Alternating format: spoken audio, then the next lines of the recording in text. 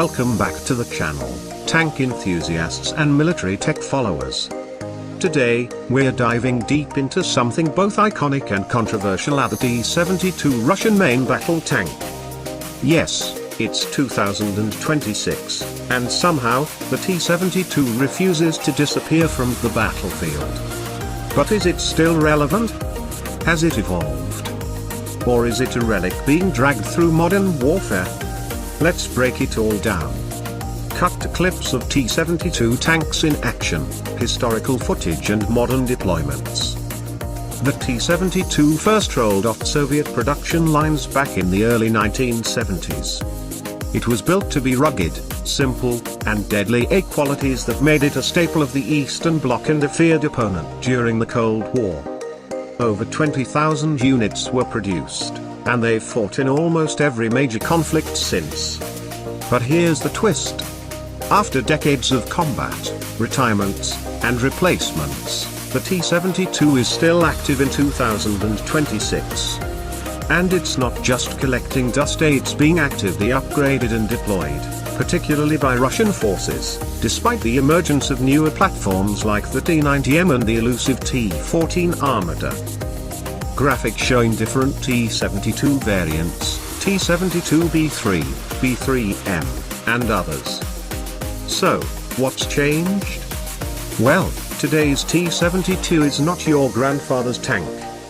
Russia has aggressively modernized the T-72B3 and the B3M variants.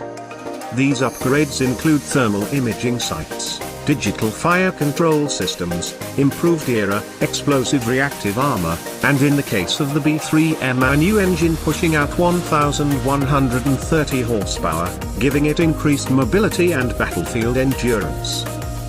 Cut to footage of the T-72B3M in training exercises.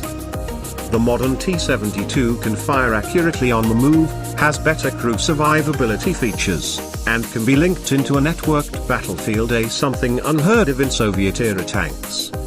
Russia has also integrated modern communication systems, updated autoloaders, and more efficient targeting computers. Cut to a split screen, T-72 versus Western tanks like the Leopard 2 and M1 Abrams. Now let's be real, even with upgrades, the T-72 isn't going toe-to-toe with a Leopard 2A7 or a late model Abrams in a fair fight. But that's not its role anymore. Russia is using the T-72 as a workhorse, a reliable, cheaper platform that can be fielded in large numbers, particularly in secondary or support roles.